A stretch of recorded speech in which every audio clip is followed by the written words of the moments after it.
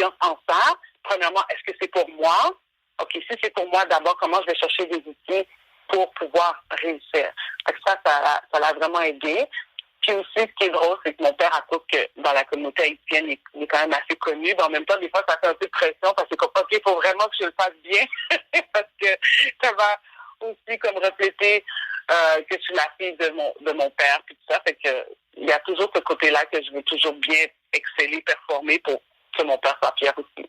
Ce n'est pas une pression sociale, mais c'est de garder l'héritage ou la relève en tant que telle de qu'est-ce que ton père a pu faire, réaliser, puis que toi, en tant que sa fille, tu prends note de cela, puis tu portes l'image aussi correctement de d'où tu proviens et qui tu deviens.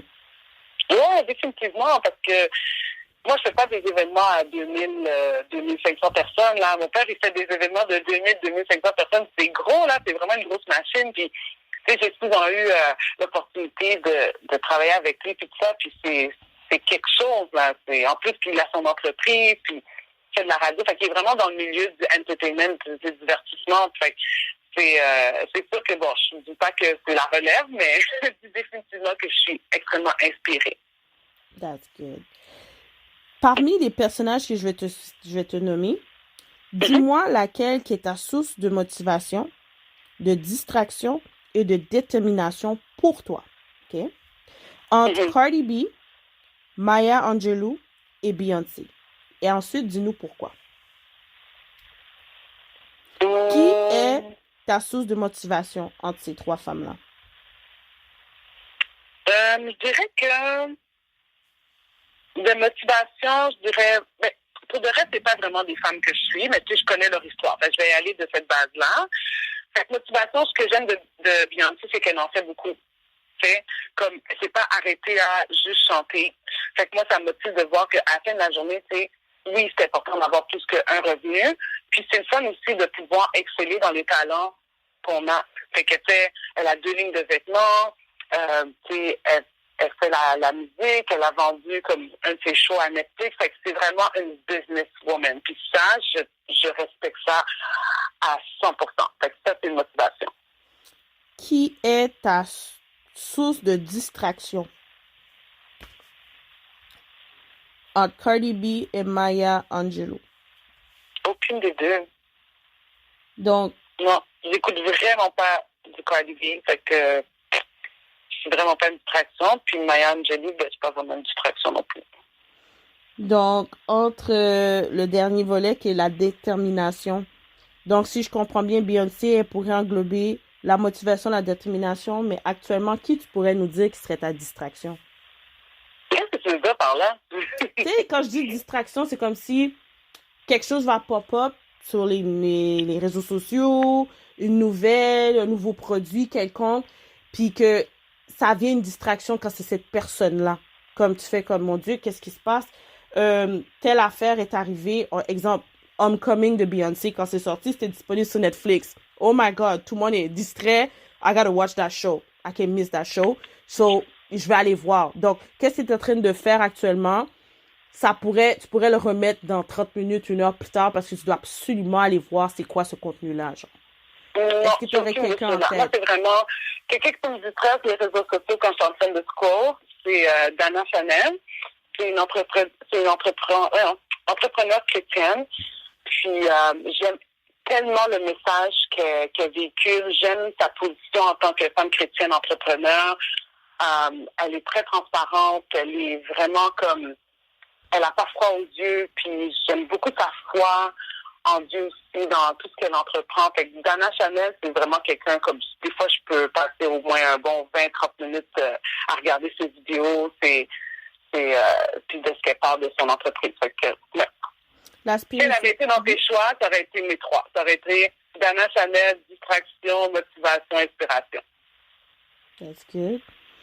Est-ce que pour toi, la spiritualité, c'est une formule de consolation, ça rassure, ou ça permet de débloquer des sens en soi qui sont personnels, d'exceller de l'avant parce que tu sais que c'est ça que j'ai. C'est ton support, c'est ton soutien. J'ai besoin de ça. C'est un boost. Est-ce que c'est un boost personnel que physiquement tu dois être à l'église ou c'est un boost personnel que dans ton quotidien, tu as besoin d'avoir un passage biblique, tu as besoin d'écouter du gospel, tu as besoin de suivre quelqu'un qui rejoint ta spiritualité pour que tu sois fonctionnel en tant qu'individu? Pour moi, c'est ma vérité. C'est pas un boost, c'est pas un pick-up line, puis aujourd'hui, c'est comme quote of the day. C'est ma vérité. C'est une croyance qui est ferme en moi.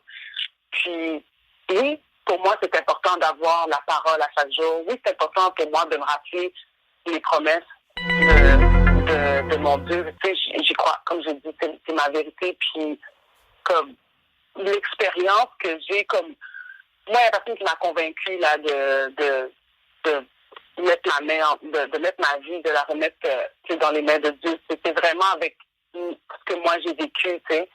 Puis ça fait tellement de moi une meilleure personne. Tu sais, que tu vois à travers moi, c'est ce que je vis selon la parole. Fait que pour moi, elle est inclue dans toutes mes décisions. C'est comme même de faire cette entrevue-là avec toi, tu sais, pour moi, c'était comme que Dieu m'utilise pour pouvoir aider les gens qui vont entendre notre conversation. Peu importe comment ça va les aider, est-ce que ça va les faire sourire, est-ce que ça va leur donner de l'encouragement, est-ce que ça va leur faire sentir cet amour que j'ai en moi pour les gens, comme à la fin de la journée, c'est ma vérité. Fait que c'est vraiment dans tout, même dans des choses aussi banales. Chaque jour, je me réveille puis je suis comme merci Seigneur de m'avoir réveillée.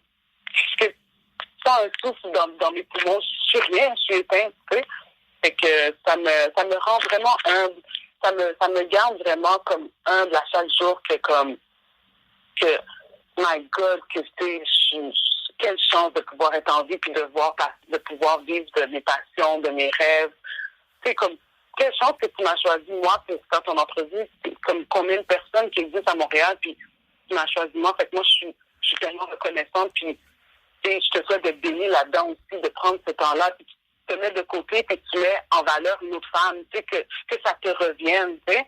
Fait que c'est ça, dans le fond, je peux dire, peut-être my motto.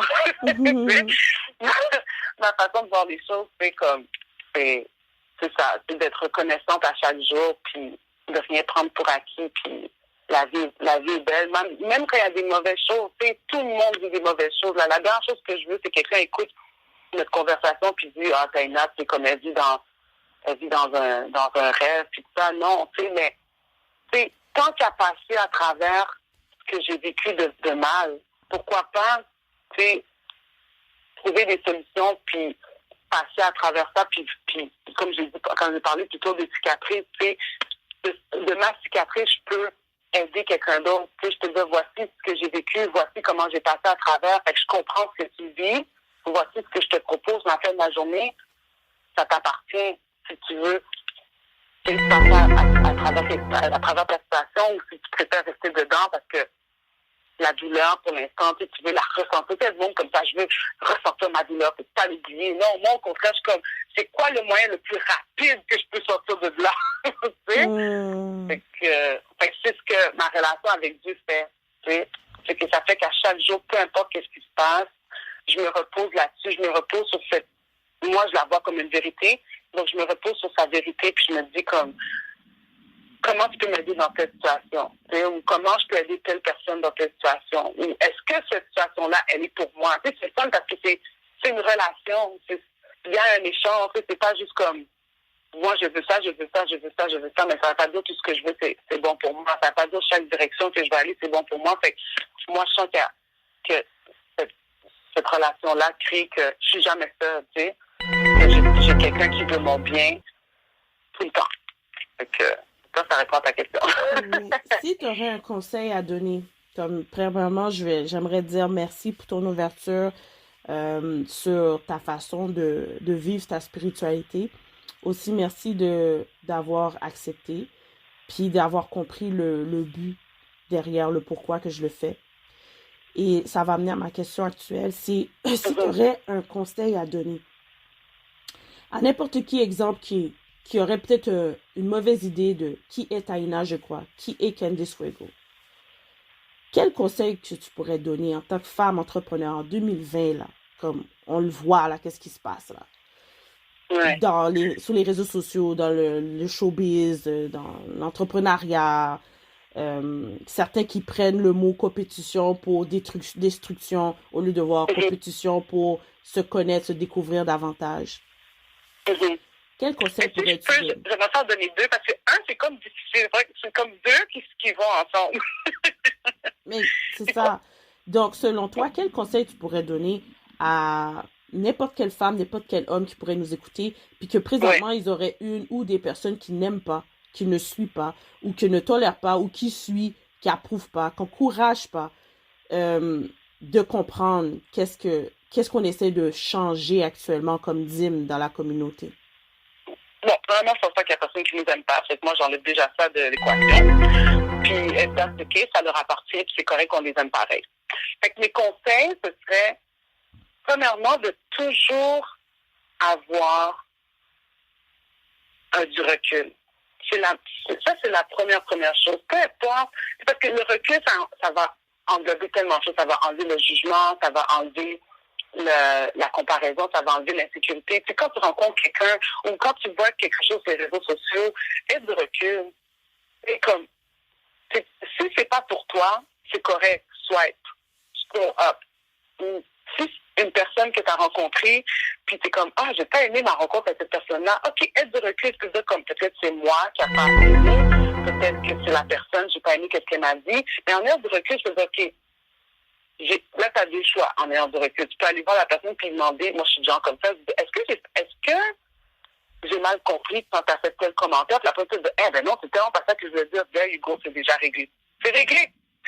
C'est juste en te posant cette question-là, prenant du recul, de OK, ce que la personne a dit, ce que la personne a fait, ce que la personne poste, ou comment la personne excelle, ou comment la personne a chuté, ça me fait sentir de telle façon. Fait qu'en prenant du recul, tu te poses la question. Puis si tu prends un choix, ben, d'aller comme enlever ça dans ta tête, c'est déjà fait, c'est déjà réglé. Fait qu'au lieu de ruminer ça pendant un an, puis après ça, je sais pas pourquoi qu'on se parlait pas. Tu sais, il y a tellement d'histoires comme ça de filles. Je sais pas pourquoi qu'on se parlait pas. À un moment donné, t'as fait tel commentaire. Mais c'est pas ça que je voulais dire. Oh my God, ça aurait été réglé en 2 minutes. Ça, c'est un. Puis le deuxième, c'est vraiment comme de pas avoir d'attente envers les gens. Exact. Puis pas avoir d'attente puis d'être fâché, mais de pas avoir d'attente. Tu sais, honnêtement, c'est tellement libérateur. Puis de remplacer cette attente-là par de l'amour. Tu sais, souvent, là, les gens, oh, moi, j'étais là pour toi, puis j'ai fait ça, puis toi, t'étais pas là. Mais la personne ne te doit rien. Puis peut-être que la personne ne pouvait pas être là pour toi dans cette saison.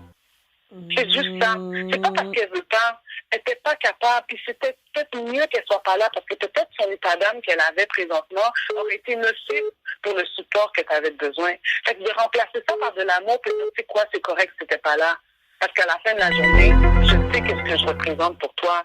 Mais les gens, on a tellement d'attentes. C'est comme tellement d'attentes envers les autres, comme si les gens nous doivent des choses. Personne ne te doit rien. Tu dois tout à toi-même. Puis même des fois, tu ne pourras pas être forte comme toi-même, tu as besoin de toi, puis c'est correct, faut que tu l'acceptes, tu sais. Fait que, tu sais, des fois, on fait un événement, tu sais, moi, j'en fais des événements, puis des fois, les gens, ils disent qu'ils viennent, des dons show up, puis je me suis toujours dit, maintenant, là, si je fais quelque chose, puis il y a 3 personnes qui show up, c'est 3 personnes, hein, c'est 3 personnes qui ont voulu se déplacer pour toi. Il faut les honorer, ces personnes-là. Il faut leur montrer ce qu'ils ont fait. Non, fact, c'est true. Ouais. Si ces personnes-là, eux, ils ont valorisé ce qu'à donné. Alors, comment ça se fait que toi, tu ne pourrais pas prendre ce temps-là et dire, tu sais quoi? OK, c'était pas le target que je m'étais donné, mais j'ai quand même eu 3 personnes qui m'ont donné ces valeurs-là. Puis ces personnes-là, eux, là, c'était peut-être qu'elles avaient voulu canceller, peut-être qu'elles voulaient, elles n'avaient pas cet argent-là pour ton événement, mais elles l'ont dépensé. Fait qu'elles méritent autant cette attention-là. Puis la même chose avec ton podcast, tu sais. Des fois, il y a des gens qui sont comme, ah, j'ai juste eu 100 views. OK, t'as juste eu 100 views. Fait qu'imagine que tu es dans une salle, puis tu as 100 personnes. Pourquoi ça, tu respectes plus 100 personnes face à toi, mais pas 100 personnes qui écoutent? C'est la même chose. Fait que, no expectation. Juste d'avoir de l'amour et de l'empathie pour les gens qui show up, et ceux qui show up pas, eux autres aussi, parce qu'on ne sait pas par quoi tu passes. Ça, c'est mes 2 conseils de la vie. Donc, ceci dit, rien de négatif va affecter ta personne, ta progression.